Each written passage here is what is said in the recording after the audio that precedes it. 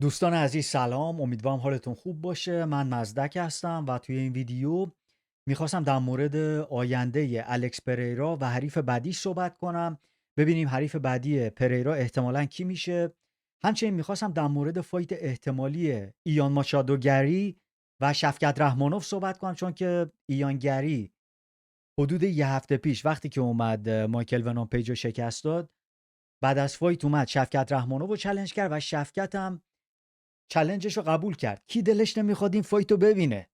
خیلی فایت جذابی میشه. حتما در مورد این فایت هم صحبت میکنم توی این ویدیو. ولی خب آخر سرم میخواستم بیام به سوالای شما عزیزان جواب بدم. متاسفانه توی این چند تا ویدیوی اخیر اصلا نرسیدم به این سوالی جواب بدم، ولی الان سعی میکنم به تموم سوالایی که زیر این چند تا ویدیو اخیر از من پرسیدین حتما اینجا جواب بدم. بعدش هم میام این ویدیو رو قسمت قسمت میکنم، دقیقه تموم قسمت ها رو میذارم توی کامنت ها. اونجا میتونید ببینید من در مورد چه چیزایی توی این ویدیو صحبت کردم. آقا بریم از بحث اول شروع کنیم و حریف بعدی الکس پوهاتان پریرا به احتمال 99% حریف بعدی پریرا میشه کی؟ میشه ماگومد آنکالایف. ماگومد آنکالایف در حال حاضر میشه گفت مدعی شماره یک توی دسته لایت هیویویت یو اف سی، یکی از اون کانتندرهای اصلی. 10 تا برد پشت سر هم داره. فقط فایت اولشو توی یو اف سی باخت مقابل پال کریگ. بعد از اون 10 تا برد پشت سر هم داشته. فایت آخرش مقابل جانی واکر بود. حریفای قبلی ماگومد آنکالایف میشه گفت از این کله گنده ها نبودن. یعنی میشه گفت فایت آخرش مقابل جانی واکر بود. زدن جانی واکر اونقدر شاید سخت نباشه واسه خیلی از این کانتندرها. توی همین کارت یو اف سی عربستان جانی واکر رو یادتونه فایتش مقابل ولکان اوزدمیر خیلی بد ناکوتش کرد. یعنی برد ولکان اوزدمیر حتی به نظر من یکم بهتر بود تا برد آنکالایف. ولی خب منظور این که آنکالایف توی فایتای اخیرش رو بخواین نگاه کنین و مثلا نگاه کنین جانی واکر، قبل از اون باز جانی واکر توی ابوظبی بود که نو کانتست بود، شانس آورد تازه فایتو دیسکوالیفایش نکردن، چون که یه زانو زد تو کله جانی واکر. داور میتونست اینو دیسکوالیفای کنه ولی خب نکردن. حالا تو ابوظبی بود. حالا توی ابوظبی به نظر میرسه و عربستان و اینا به نظر میرسه که شاید داورا بعضی جا یکم شاید سمت فایترهای مسلمون باشن. به هر حال جانی واکر رو زد. قبل از اونم که نو کانتست بود. قبل از اونم انتونی اسمیت رو زد. تییاگو سانتوس هم که الان پی اف ال. تییاگو سانتوس اصلا سالهاست تاریخ مصرفش گذشته. ولکان اوزدمیر توی همه اینا شاید این برد یونانیمسش بهتر بود. به نظر من نیکیتا کریلوف برد خوبیه. توی همه اینایی که زده من قوی ترین حریفایی که اینجا دارم میبینم که بردای خوبی هن. یکی نیکیتا کریلوفه، یکی اوزدمیر. یعنی اونا هم خوبن، تییاگو سانتوس و انتونی اسمیت و اینا، ولی اینا همونجوری که گفتم تاریخ مصرفشون خیلی وقت گذشته. جانی واکر هم که همونجوری که گفتم سرسخت ترین فایتر دنیا نیست. و به هر حال ببینید 10 تا برد پشت سر هم داره. برده این خودش میشه گفت یه ویژگی خیلی خوبیه که شما بیاین چند تا برد پشت سر هم داشته باشین. یو اف سی میاد به همچین چیزایی نگاه میکنه. خب 10 تا برد پشت سر هم الکی نمیشه ازش گذشت. ولی خب حالا آیا گزینه دیگه ای نیست واسه روبرو شدن با الکس پریرا؟ چرا هست. گزینه‌های جذابتری هم هست ولی خب درست نمیشن. ولی خب حالا در موردشون یه مقدار صحبت میکنم، ولی خب احتمال درست شدنشون خیلی کمه. خب میشه گفت بهترین و جذابترین گزینه‌ای که میتونه الان با الکس پریرا مبارزه کنه جان جونزه. حالا توی این تصویری که اینجا یو اف سی درست کرده من با این تصویر اصلا موافق نیستم.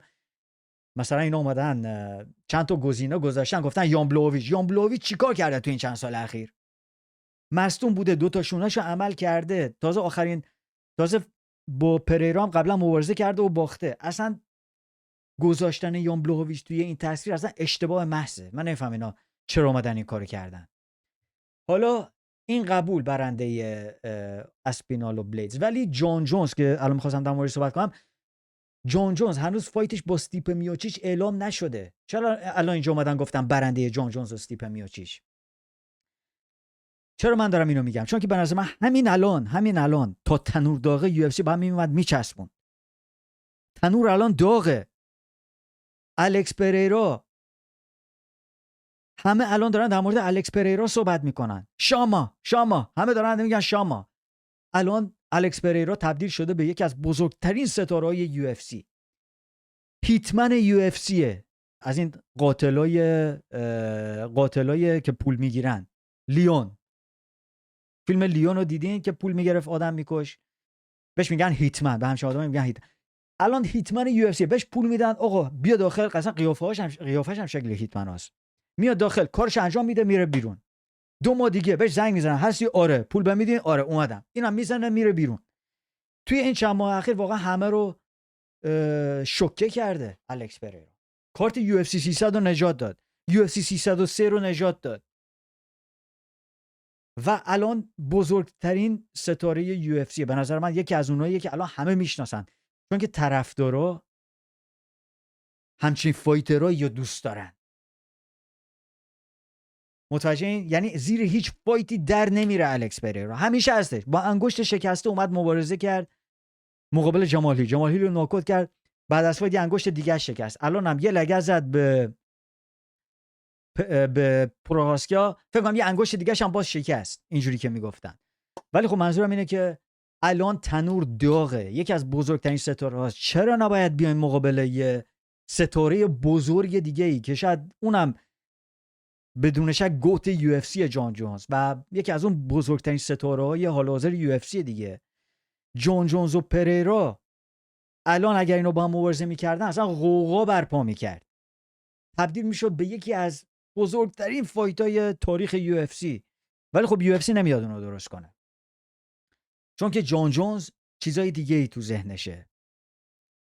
اگر میخواستن این فایت رو درست کنن مطمئن باشین که دانا وایت بعد از برد پریرا میومد یکم در مورد این داستان صحبت میکرد، ولی اومد بعد از برد پریرا قشنگ مثل فایت اسلام مخاچف و پوریر بود. بعد از فایت میگفت مخاچف پاند فور پاند نیست، میگفت جان جونز پاند فور پاند شماره یکه.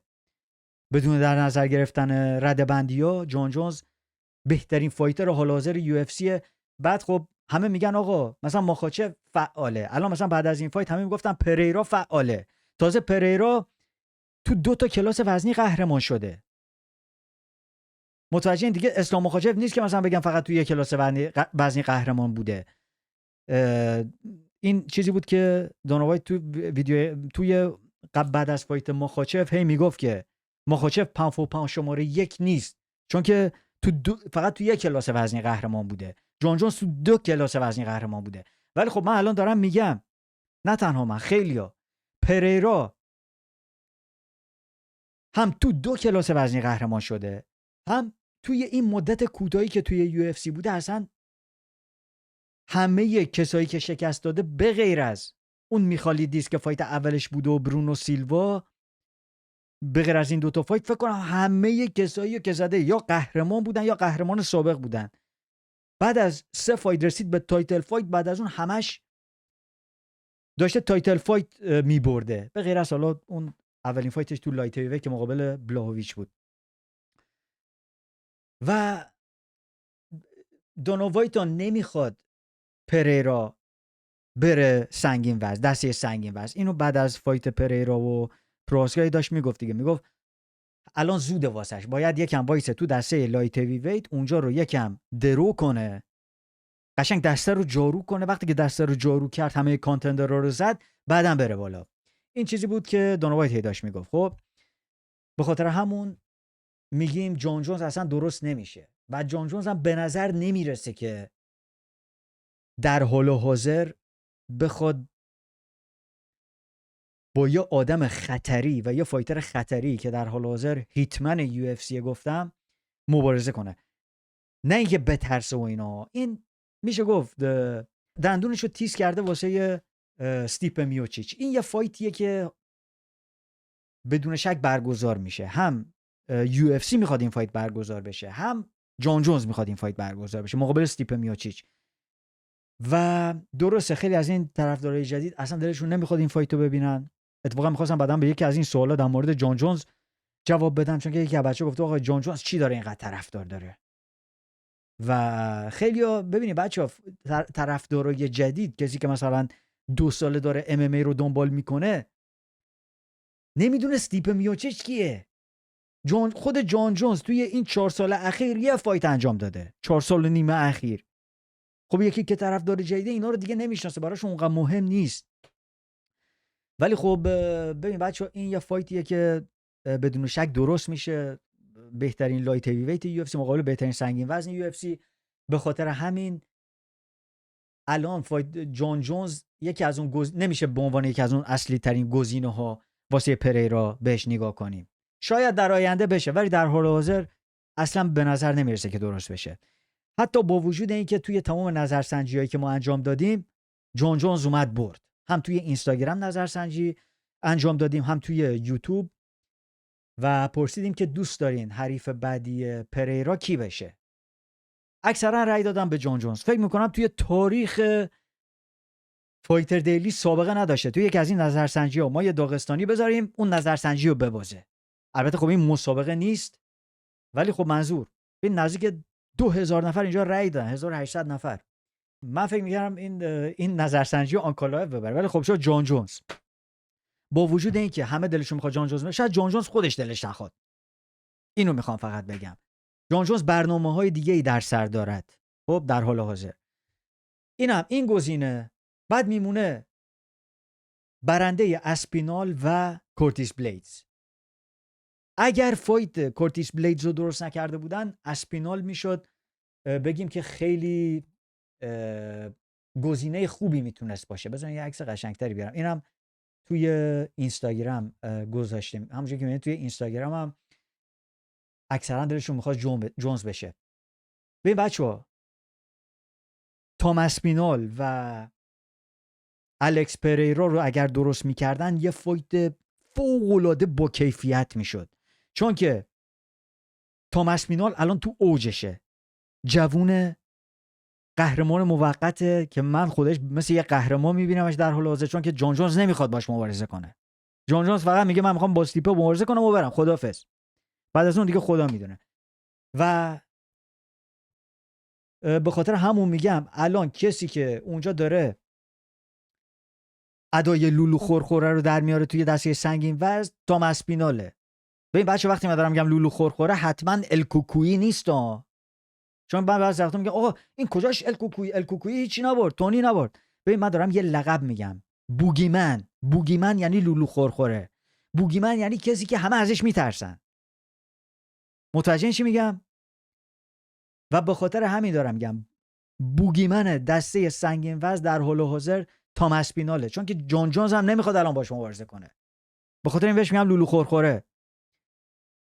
و اگر حریف واسش اعلام نکرده بودن کورتیس بلیدز نبود، الان با کیفیت ترین فایتی که ما میتونستیم ببینیم پریرا بود و تام اسپینال.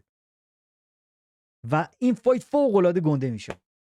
اولندش که حالا مثل جان جونز نه، ولی از لحاظ کیفیت، چون که پریرا شانس زدن هر کسی رو داره. همه فایتای دنیا سر و پا شروع میشن و هیچکی نمیتونه بیاد بگه که الکس پریرا قدرت ناکوت نداره.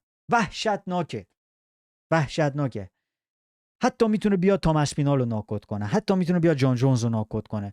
به خاطر همین اگر مثلا اجازه بهش میدادن میرفت دسته هیوی ویت، خیلی فایت گنده ای میشد. ولی خب حالا همونجوری که گفتم UFC برنامه دیگه داره واسه پریرا و باید بشه. مگومد آنکالایف همه هم دلشون میخواد این فایت رو ببینن. بیان این فایت رو انجام بدن، راحت شیم که دیگه کسی بعدا نگه آقا مثلا داره از آنکالایف فرار میکنه، این داره از این فرار میکنه، این داره از اون فرار میکنه. بیان این فایت رو درست کنن، تمومش کنن، بره. خب نفر بعدیه. حالا بذاریم ببینیم اگر این فایت رو درست میکنن کی درستش میکنن و ببینیم کی میتونه ببره. خب ما الان اینجاییم، هنوز این فایت برگزار نشد. این ایونت بعدی UFC که هفته آینده است، نامایونس و کورتز. خب اولندش که اینو بگم، اگر بخوام فایت پریرا و آنکالایو درست کنن، باید توی کارت پیپر ویو بذارن این فایتو، مثلا مین ایونت باشه. خب چون که سر کمربند حتما توی یکی از این کارتای عددیه، تو این UFC on ESPN و UFC Fight Night نیست. حالا ببین کارتای عددی UFC در آینده چه کارتایی هستند. اولیش که هست UFC 304 توی منچستر، این الان پره. مین ایونتش ادواردز محمد، کومین ایونتش هم که تاماس پینال و کورتیس بلیتز. اینجا نمیشه. بریم ببینیم بعدی چیه. UFC 305 و مین ایونت اونجا هم دوپلسیه و آدسانیا، اینم پره، اینجا هم نمیشه. کارت عددی بعدی UFC کجاست؟ این سفیر UFC 306. سفیر ببینید همین ایونتیه که UFC و دانا وایت میگه که آقا ما میخوایم این بزرگترین ایونت ورزشی تاریخ بشه. اینو میخوان خیلی گنده کنن و به خاطر همون خیلی الان دارن در مورد این صحبت میکنن که شاید مین ایونت این کارت مثلا کانر باشه، بازگشت کانر باشه مثلا با مایکل چندلر یا فایتای دیگه. و 2 ماه دیگه است، نزدیک 2 ماه دیگه است. من فکر نمی کنم توی این کارت بندازنش توی سفیر، فکر نمی کنم. ولی خب حالا بعد از این چی؟ UFC 307 اینجا میتونه باشه توی سالت لیک سیتی، همون جایی که ارتفاعش از سطح دریا بالاتره، درست نمیتونن نفس بکشن، خیلی نفسشون کم میاد و اینا. و بعد از اون هم میشه ابوظبی. به نظر من یا تو 307 یا تو 308. و من فقط اینو میخوام بگم که اگر الکس پریرا زرنگ باشه، اینجا باید تموم تلاششو بکنه که این فایت توی کارت UFC 307 برگزار بشه توی سالت لیک سیتی. چرا دارم اینو میگم؟ چون که اگر بخواد تو UFC 308 تو ابوظبی برگزار بشه، توی خونه آنکالایو، متوجهین؟ و اونجا نمیدونم به نفع الکس پریرا باشه بره تو ابوظبی مبارزه کنه. تو ابوظبی ببینین، تو ابوظبی خیلی وقتا واسه خیلی از این فایترایی که از آمریکا و این طرف اون طرف رفتن واسه شون بد تموم شده و اکثرا واسه فایترهای مسلمون خوب تموم میشه. میتونم 1000 تا براتون مثال بزنم. اسلام مخاچف که کارش درسته، اسلام مخاچف تو آمریکا اومده برده، ولی خب فایت اولین وقتی که اومد قهرمان شد مقابل چارلز اولیویرا، اگر تو آمریکا برگزار میشد احتمال داشت یکم واسهش سخت‌تر باشه. ولی خب اومد قاطعانه بردن. ولی خب منظورم اینه که تو پرس کنفرانس‌ها طرفدارا توی فایت همه اکثرا طرفدار مخاچف بودن، ولی خب مخاچف اومد برد، هیچ حرف و حدیثی باقی نذاشت، قشنگ اومد برد. ولی خب مثلا خیلی از دسیژن‌ها متوجهین، خیلی وقتا وقتی که فایت به دسیژن میکشه، مثلا زیاد دیدیم که خیلی وقتا بیشتر میشه گفت داورا میرن سمت فایترایی که مثلا مسلمانان و طرفدار بیشتر دارن، فایترای اکثرا روسی و اینا. خب حتی تو وزکشی‌ها و اینا مثلا دیدین دیگه، وقتی که حبیب نورماگومدوف با جاستین گیچی مبارزه کرد، تو وزکشی‌ها همینجوری زیرمیزی رد کردن رفت. حبیب سر وزن نرسیده بود. اونجا اون کمیسیونی که اونجا دارن هر کاری دلشون خواست انجام میدن.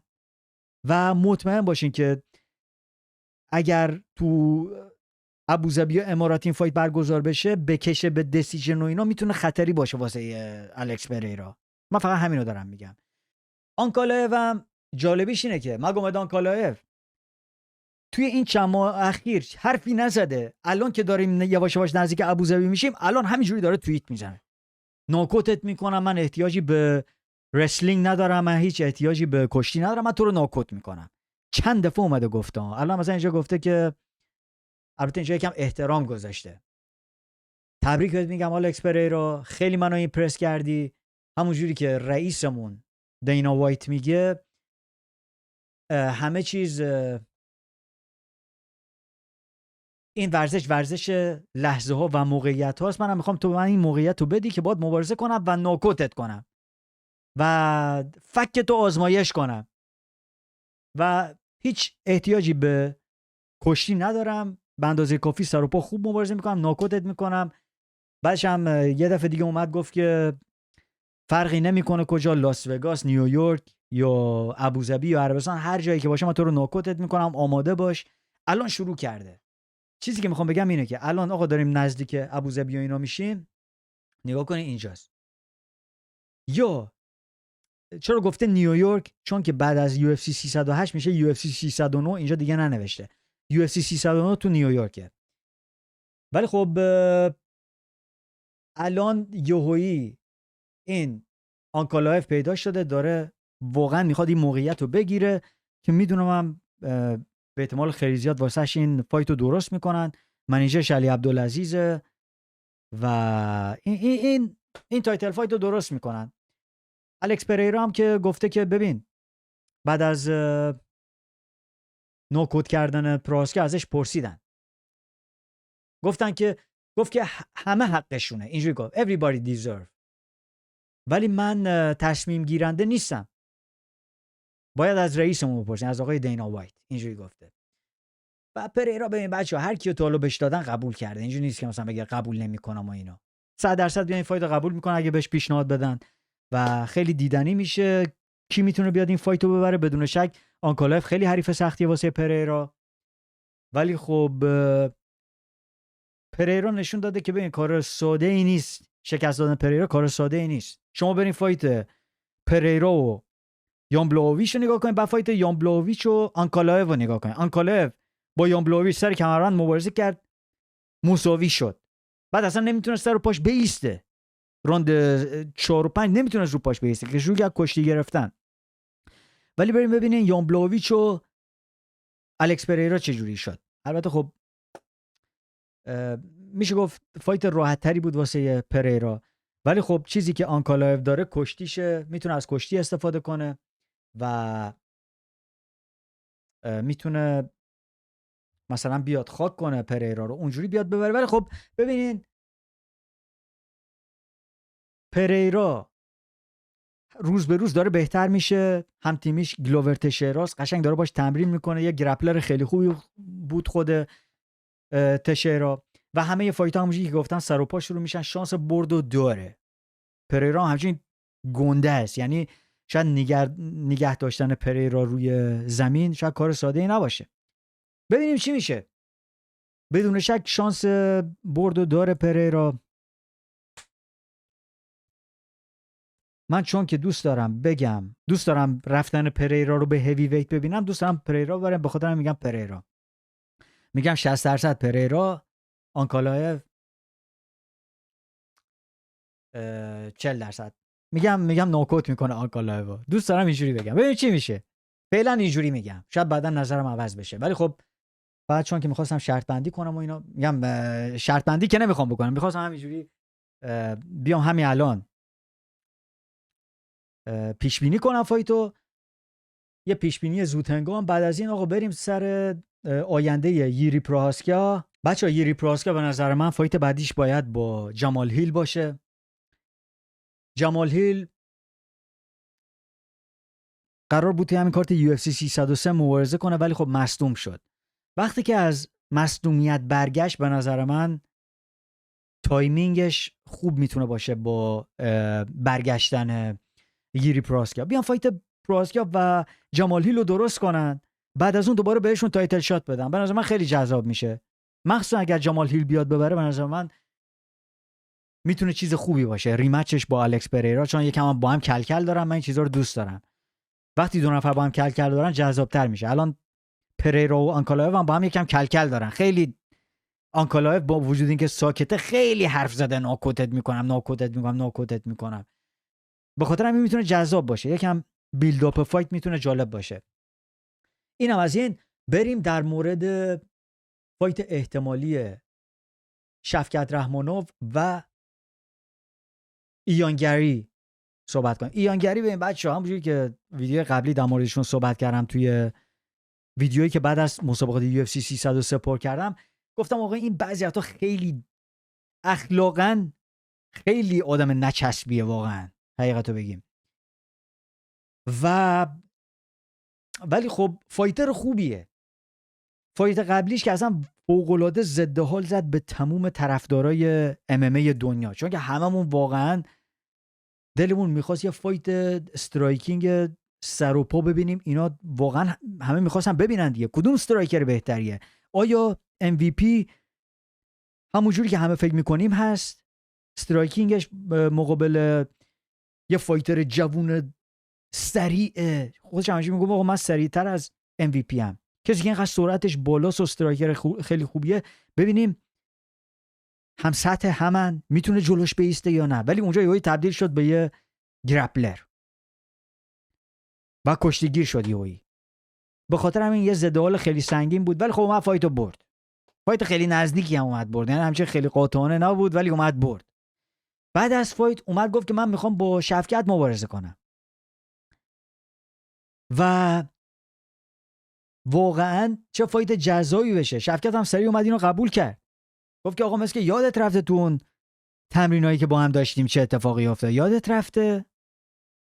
حالا خدا میدونه دیگه چه چیزی تو اون تمریناشون گذشته. من شنیدم زده نوکوتش کرده، ولی خودش همین چند روز پیش داشت با آریل هوانی صحبت میکرد، میگه آقا اصلا نوکوتینا نکرد، فقط یه دفعه قبل از فایت وقتی که داشتیم گرم میکردیم، چون که توی یه کارت مبارزه داشتن، شفکت قرار بود با جف نیل مبارزه کنه، این قرار بود با اون کره مبارزه کنه، کانگیانگ سانگ، فامیل سانگه، این قرار بود با سانگ مبارزه کنه. گفت مربیمون هنری هوف بهمون گفت که آقا یکم همدیگه رو گرم کنین، جلو همدیگه مبارزه کنین.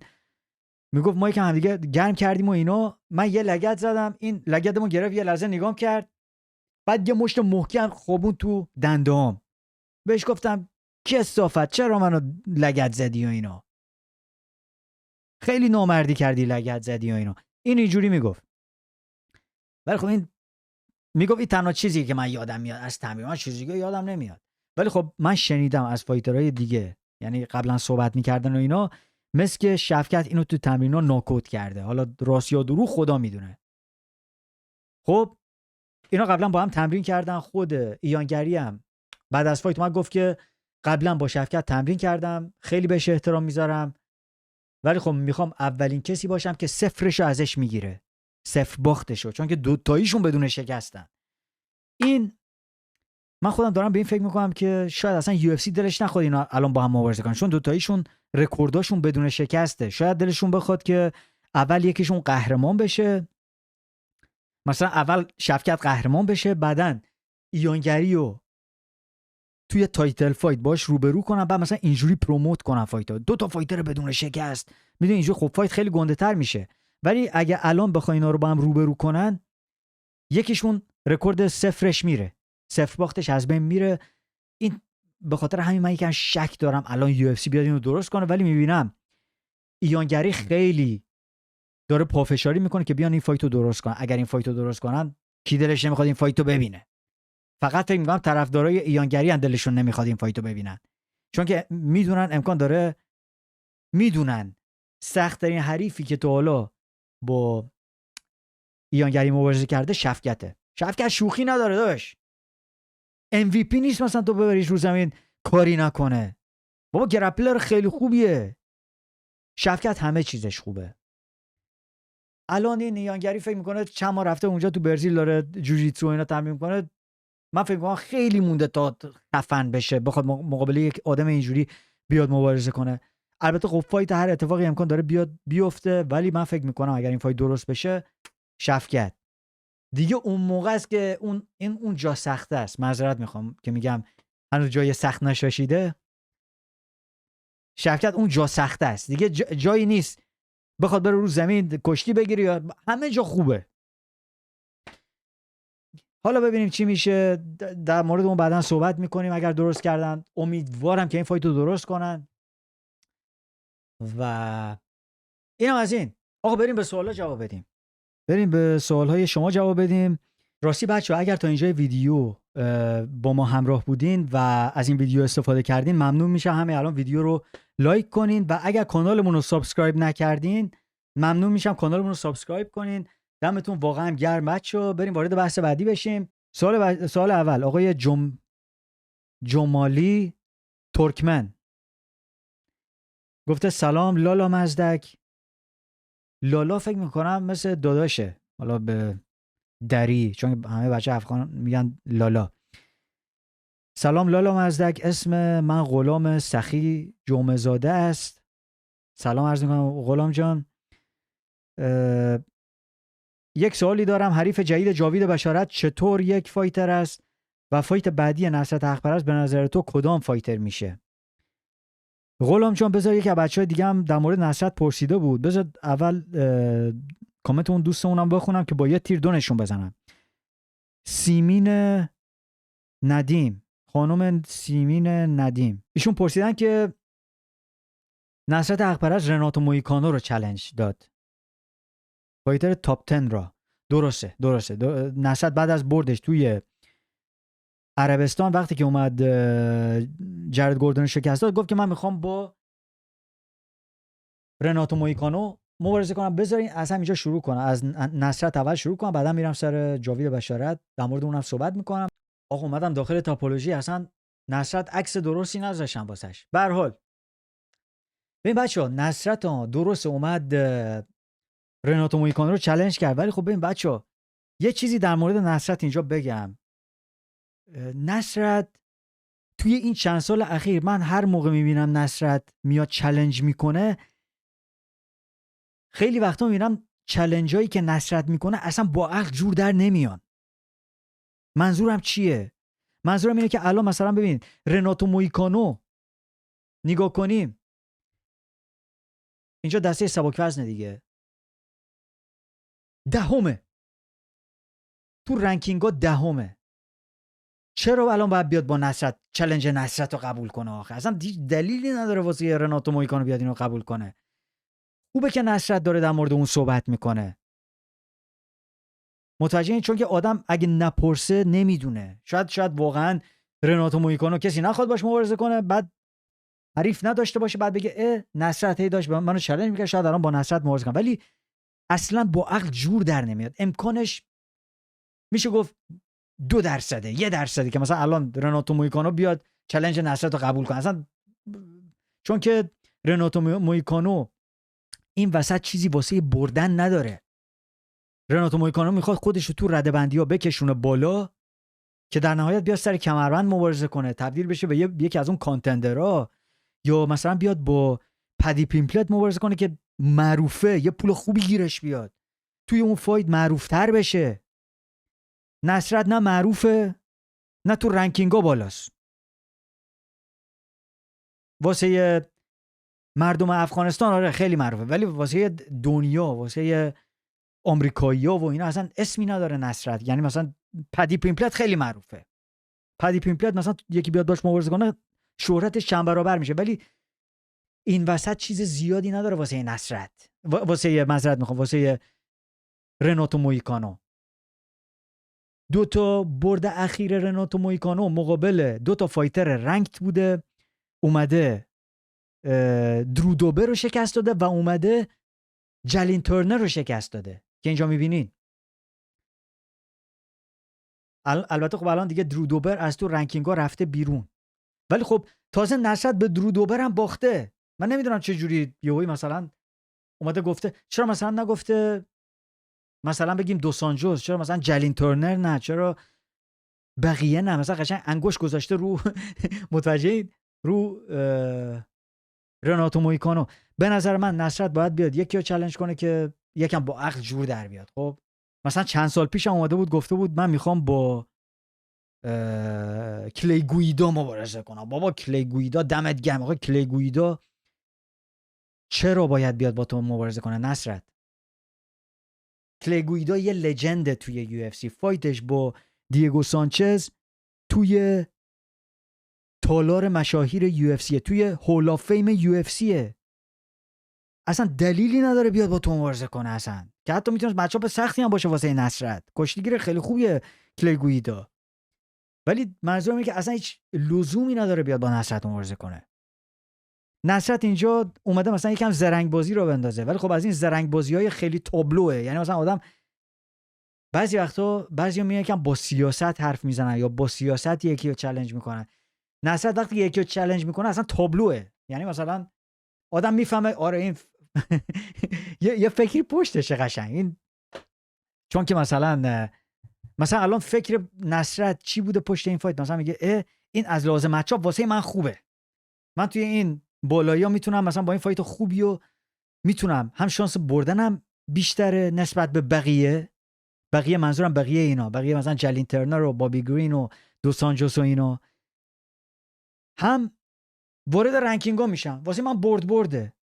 به خاطر همینه میگم تابلوه، یعنی اینجا نصرت تابلوه که اومده یکم زرنگ بازی رو بندازه و به خاطر همین میگم من فکر نمی‌کنم اون فایتو بهش بدن. با باید مثلا بگه جلین ترنر، یا چون که الان نصرت حقیقت رو بخوایم بگیم، یا مثلا بگه، البته خب خواستم بگم بابی گرین، ولی بابی گرین الان فایت داره با پری پیمپلت. مثلا درو دوبر هم الان اتفاقا فکر کنم درو دوبر هم فایت گرفت الان. منظورم اینه که بیاد مقابل یکی از اون حریفایی که قبلا بهشون باخته بیاد انتقام بگیره. گفتم بزن بریم همه رو ببینیم با هم دیگه، ببینیم کی خوبه واسه نصرت. نگاه کنیم مثلا اینجا، ولی مویکانو بزنین اصلا مویکانو هم فایتی نداره. نه میگن احتمال داره با بنوا ساندنی مبارزه کنه، یعنی این شایعه است ولی خب معلوم نیست. به قول انگلیسی ها که میگن رناتو مویکانو got bigger fish to fry، به قول انگلیسی ها میگه میخواد لقمه های گنده تر رو بلند کنه تا لقمه های کوچیک‌تر. مثلا میگن تو یه ماهی گنده رو گرفتی، بعد مثلا یه ماهی کوچیکی داره از تور میفته بیرون، ماهی کوچیکه رو ول کن اون ماهی گنده رو بچسب. منظورشون اینه تقریبا. منظورم از این لحاظ بود که نصرت به نظر من گرانت میتونه مچاپ سختی باشه واسش، اینکه این مال کل دنیاست. دیگو فیرا میتونه مچاپ سختی باشه واسش. مت فریولا مثلا بیاد با مت فریولا مبارزه کنه، میتونه چیز خوبی بشه. البته خواستم بگم جوئل آلوارز، ولی جوئل آلوارز هم فایت داره. دراکار کلوس تا حالا با نصرت مبارزه نکرده نه می نصرت همین هول و هوش است، 24 مثلا بگیم با کلاین، با لودویک کلاین، یا اگر میخواد خودشو بالا بکشونه وارد رنکینگا بشه، میدونین باید بیاد با یکی مثل مت فریولا یا دیگو فیرا مبارزه کنه که اینا خیلی مچاپای سختی میتونن باشن، مخصوصا دیگو فیرا. بهترین کسی که میتونه واسه نصرت مثلا از لحاظ مچاپ نسبتا خوب باشه به نظر من مت فریولا، که اونم با سخته، ولی مثلا دراکار کلوز، یا اینکه بیاد مثلا بگه جلین ترنر 13 اینم خیلی سخته واسه نصرت اگر بیاد قبول کنه. ولی خب حالا به هر حال این چیزایی بود که من فکر می‌کردم در مورد نصرت. بریم در مورد جاوید بشارت صحبت کنیم. جاوید بذار اسمشو بیارم. جاویدم الان خیلی فایت سختی داره بچه‌ها. جاوید همونجوری که میدونین بدون شکست بود، ولی فایت قبلیش مقابل برادر فراز زهابی، آیمان زهابی، شکست خورد. با دسیژن باخت، یونانیمس دسیژن هم باخت. نسبتا نزدیک بود ولی خب باخت دیگه. قبل از اون فایتش به نو کانتست تبدیل شده بود، ولی الان قرار مقابل کی مبارزه کنه؟ مقابل کریس گوتیرز تو ابوظبی. ببین بچه‌ها کریس گوتیرز حریف سختیه و الان جاوید شانس بردو داره، نمیگم نداره، شانس بردو داره، ولی مثلا شما فکر کنین حریفایی که تا به حال با کریس گوتیرز مبارزه کردن سخت‌تر بودن تا حریفای قبلی جاوید. فایت قبلیش با سنگیادونگ باخت با دسیژن. سنگیادونگ الان یکی از اون کانتندراست. فایت قبلیش هم که این آلاتن گیلی رو برد، این پسر چینیه رو برد. قبل از اون به پدرو مونیوز باخت. فرانکی ادگار هم نوکوت کرد. هر کی فایت کریس گوتیرز و فرانکی ادگار یادتون باشه، آخرین فایت فرانکی ادگار بود توی نیویورک، بد ناکوتش کرد. حریف سختیه. ببین بچه‌ها، جاوید بشارت خیلی خوبه، یه فایتر اول راوند، همه چیزش خوبه، گرپلینگش خوبه، سر و پا خوب مبارزه میکنه. ولی فایت قبلی، ببین بعد از دیدن فایت قبلی من نمیدونم بیاد این فایتو ببره یا نه. این حریف سختیه واسش. اگر بیاد ببره، اینجوری که دیدیم قبلا فایتای جاوید تا به حال توی یو اف سی با دسیژن بودن. اگر هم بیاد اینو ببره با دسیژن، من فکر میکنم کریس گوتیرز شانس زیادی داشته باشه واسه بردن. مگر اینکه حالا ببینیم تو ابوظبی یا شاید خیلی طرفدار، حالا من کاری ندارم به داورا، شاید بیا قاطعانه ببره، ولی من فکر میکنم فایت سختی در انتظار جاوید باشه. یا اکثرا هم رأی دادن به جاوید بشاره، شاید مردم یه چیز دیگه ببینن که من نمیبینم. نمیدونم، شاید من اشتباه کنم واقعا، ولی خب من میگم شانس بیشتر یه مقدار با گوتیرزه. ولی امیدوارم حالا جاوید ببره. حالا واسه بچهای افغان این دیگه چیزی بود که صادقانه به نظر خودم گفتن، یعنی چیزی که نمیخوام آخه دروغ بگم و اینا، فقط واسه خوشحال کردن دوستانی که دارن ما رو فالو میکنن. منم دوست دارم شما همیشه خوشحال باشین بچه‌ها. دوست دارم جاوید بیاد ببره، امیدوارم بیاد ببره، ولی خب نظرمو گفتم. خب بچه‌ها، یک بچه آقای آریا لورستانی، مرز خودت رشته ورزشی رو کار میکنی؟ الان هیچ رشته ورزشی به زور میرم تمرین میکنم خداییش، چون که من کمرم آسیب دیده نزدیک 2-3 سال پیش. الان اصلا تمرینای خاص خودمو میکنم، ولی ان شاءالله به زودی دوباره تمرینای سخت‌تر رو دارم سخت‌تر شروع میکنم. ولی خب قبلا رزمی کشتی فرنگی من قبلا تمرین میکردم، ولی خب یکم کیک باکس، وگرنه چیزای دیگه نه، حقیقتو بخوام بگم. آره، به هر حال کشتی فرنگی قبلا تمرین میکردم، الان دیگه نه. یکی از بچه‌ها آقای امید ظاهری، خیلی دوست دارم ایانگری با جک دلا مادلنا بخوره تا یه کتک سفتی بزنه بهش تا دل ما با قمرزه خنک بشه. آره، جک دلا مادلنا الان چیزه، الان مصدومه و همون فایت با شفکت درست بشه به نظر من عالیه. اگر شفکت رو بزنه دیگه من میگم دمش گرم ایانگری، چون که واقعا ببین وقتی که اومد شفکت رو چالش کرد یکم احترامم واسه ایانگری بیشتر شد، چون که ببین الکی شفکت کسی نیست که آدم همینجوری راحت یکی بیاد چالنجش کنه. مثلا جک دلا مادلنا اومد شفکت رو چالش کرد، الان هم ایانگری اومد چالنجش کرد، دمشون گرم. جرأت میخواد به این شفکت رو چالش کنین، چون که میتونی راحت تو اون فایت ببازین. حریف سختیه. آره، اونم خیلی میتونه مچاپ سختی باشه، ولی خب شفکت هم سخت‌تر تازه.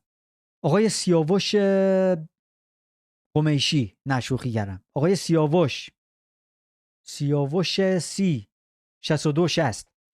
سلام، یه سوال راجع به جان جونز دارم، میشه دلیل محبوبیت زیاد جان جونز رو توضیح بدین توی یه ویدیو؟ من واقعا هیچی ازش نمیبینم. به نظرم فایترهای خیلی بهتری از اونم هستن که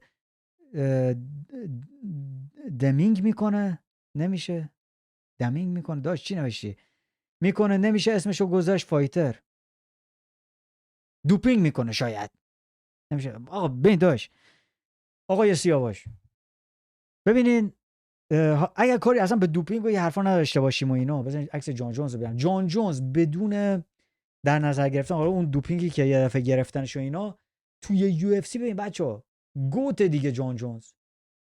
آدم نمیتونه بگه مثلا گندش کردن، الکی گندش کردن، چه جوریه بدون شکسته. این تنها باختی که داره توی دیسکوالیفایش کرد داور، چون که یه آرنجی زد داور، الکی اومد اونجا رکوردشو خراب کرد. الان خود دانا وایت رئیس یو اف سی میگه من میخوام سعی کنم که این باختشو اصلا از بین ببرم، چون که تو قفس تا به حال نباخته.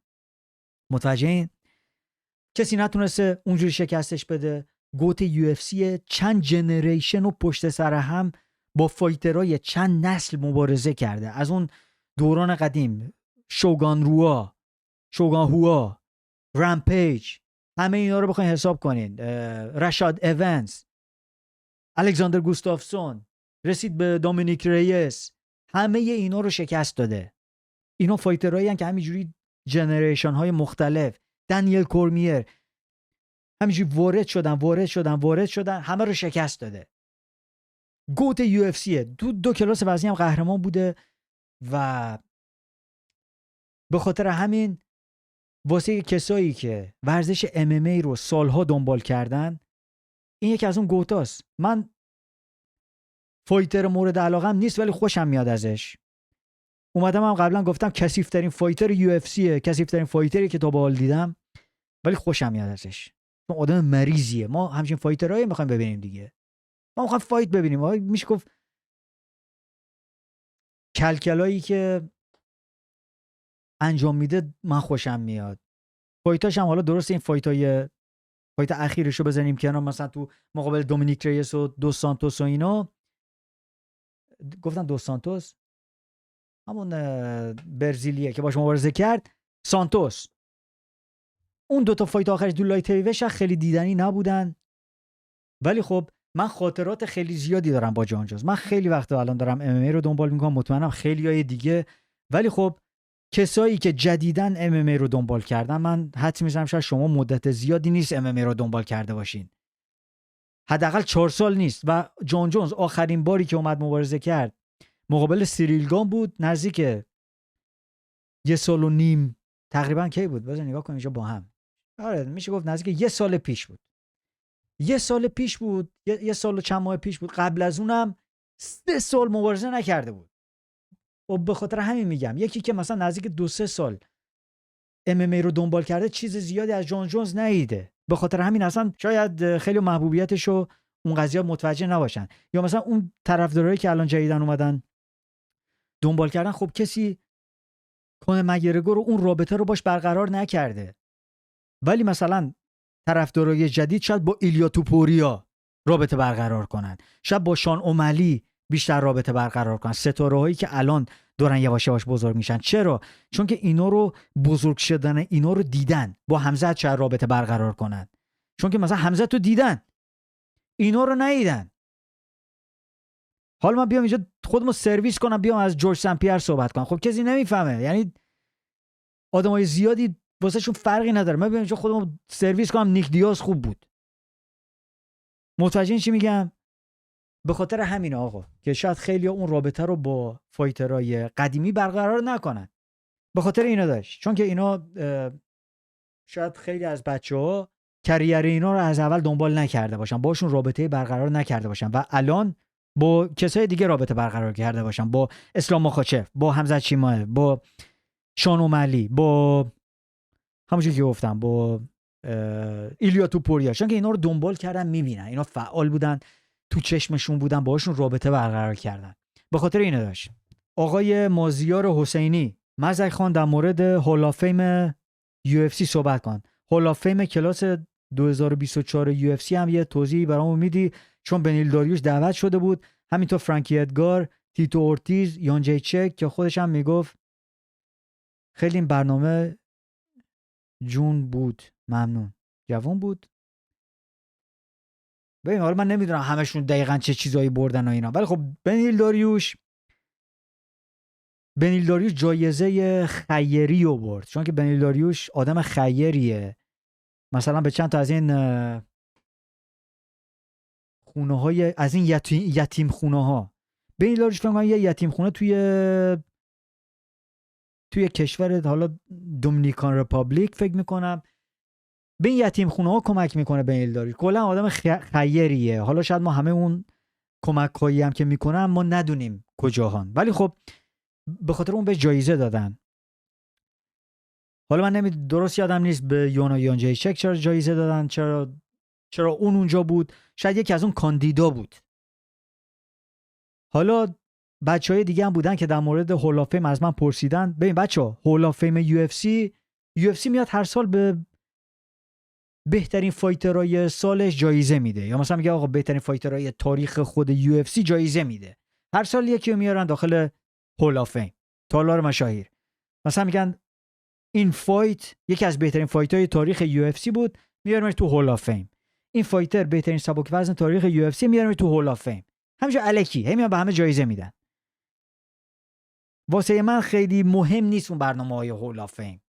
اینجوری نیست که مثلا بگیم المپیکه، مثلا مدال طلای المپیک رو گرفتن، دیگه ارزش زیادی داره، ولی مثلا المپیک نیست، مثلا بازیای جهانی نداره، تیم ملی و این حرفا. این MMA خصوصیه. بعد UFC هم فقط داره به فایترهای خودش جایزه میده، مثلا نمیره مثلا به فایترهای بلاتور و PFL و این چیزا جایزه بده.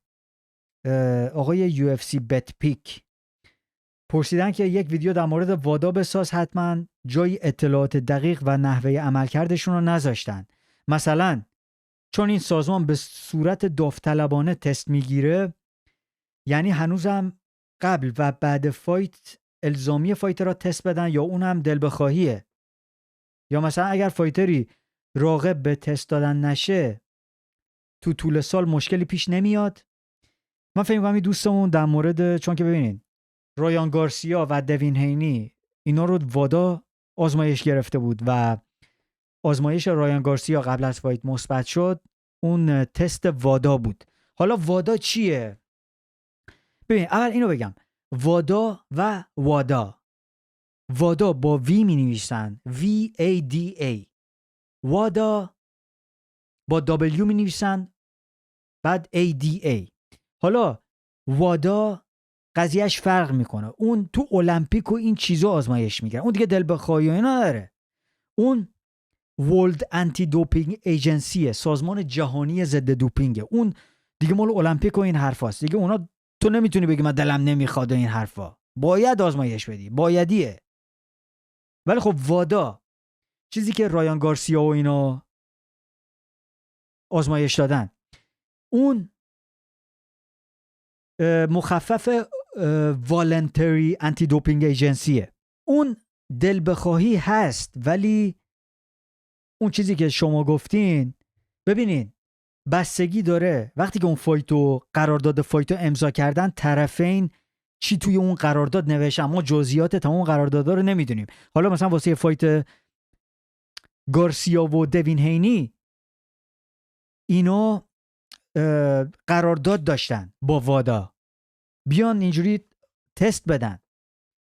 اونجا دیگه نمیتونستن بگم آقا ما نمیخوایم اینا. چرا؟ چون که تو قرارداد امضا شده بود از قبلا، شما باید وادا آزمایش بگیره، به خاطر این. ولی خب مثلا بعضی فایترها هستن که مثلا میگن آقا من به این فایتر اعتماد ندارم، قبل از فایت اگر حالا شما میخواین بیان آزمایش دوپینگ بگیرین و اینا کنار، ولی من میخوام وادا هم بیارین اضافه، متوجهین؟ حالا بعضی وقتا مثلا بعضی فایترها مثلا چون که میخوام بیان نشون بدن که آقا اصلا ما هیچ ریگی تو کفشمون نیست، من حاضرم بیام وادا آزمایش بدم، اونم اونجوری هم میتونم بیان آزمایش بدم. ولی خب به قراردادشون بستگی داره و تو قراردادشون چی دارن. خب این مهمه. آقای کاروها، ممنون مظهر جان، به نظرم همزت رو میذارم واسه ابوظبی با شان استریکلند. راست میگی داش. داش به جز ابوظبی دیگه کجا رو دارن بذارن؟ اصلا جای دیگه ای ندارن همزت رو بذارن.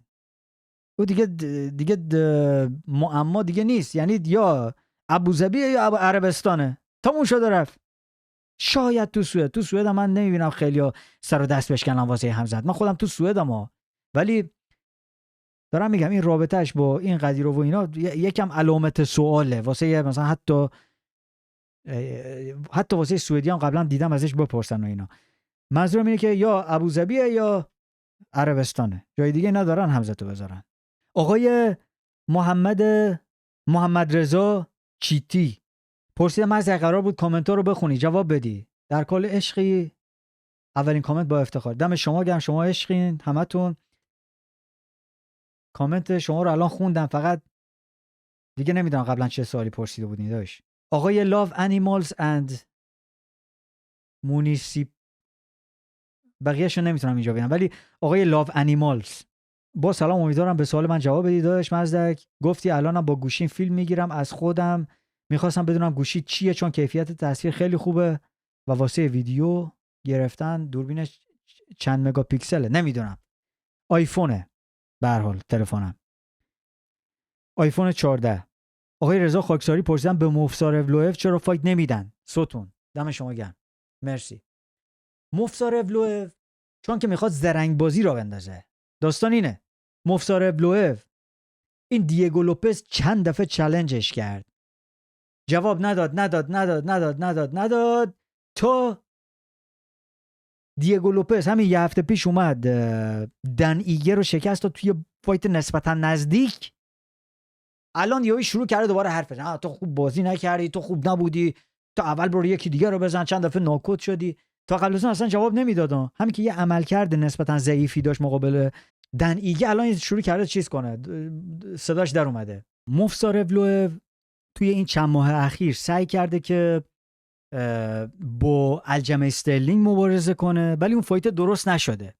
ولی خب الان اینجوری که من اینجا دارم میبینم اینجوری نوشته که دیگو لوپز بهت ریمچ میدم توی سفیر، چون که فانک مستر یعنی همون الجمع استرلینگ داره فرار میکنه، از من ترسیده و داره از من فرار میکنه و این دفعه میخوام تمومت کنم. این حرف خنده‌داریه، چون که اولندش که مفسار ابلو اصلا کسی رو تموم نکرده تو یو اف سی. اصلا نمیدونم تا حالا چند نفر رو تو کلا تو دوران حرفه‌ایش تموم کرده. شاید تو روسیه ببینیم چند تا سابمیشن داره، 3 تا کیو تی کیو قبل از اینکه بیاد تو یو اف سی. خدا میدونه دیگه توی روسیه چه حریفایی بذارن جلوشون و اینا، چقدر خوب باشن و اینا. حالا خوبه، خیلی خوبه، مفسار ابلو خیلی خوبه. ولی خب این چیزی که من یکم خندم گرفت اینجا این بود که گفته من این دفعه تمومت میکنم. حالا من نمیدونم توی 3 راند چجوری میخوای بیا اینو تموم کنی، شاید هم بکنه حالا ببینیم و تعریف کنه. ولی توی این فایتایی که توی یو اف سی داشته تا حالا تموم نکرده.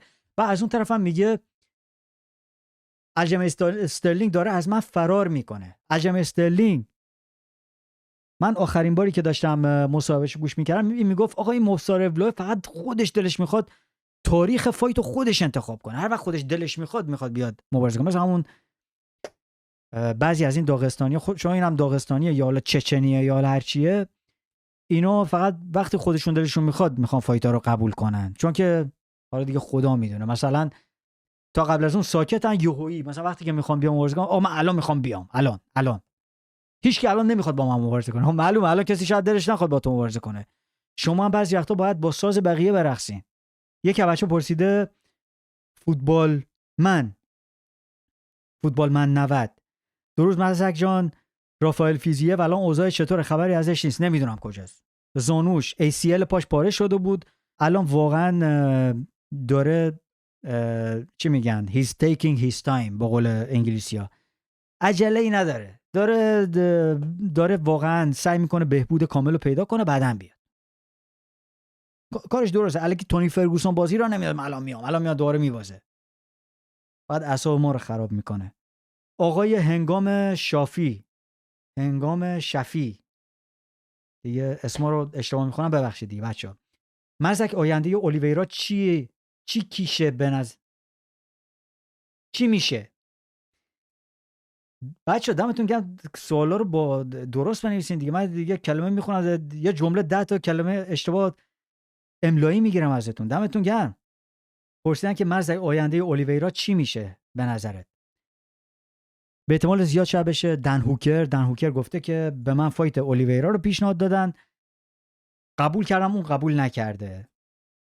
سوال آخرم، حالا که بچه‌ها پرسیدن چرا برای گارسیا باخت حساب نکردن و بدون نتیجه اعلام کردن بازی رو بعد از دوپینگش، ایشون پرسیدن. آقای هریسون آفایی شانس آوردن همون نو کانتست حسابش کردن. اصلا تو باکس شانس آوردن نو کانتست هم حساب کردن دیگه، چه برسه بر خدا رو شک کنه دوین هینی. همون نو کانتست اثرش زیاده، ولی خب دیسکوالیفای هم میتونستن بکنن، درسته.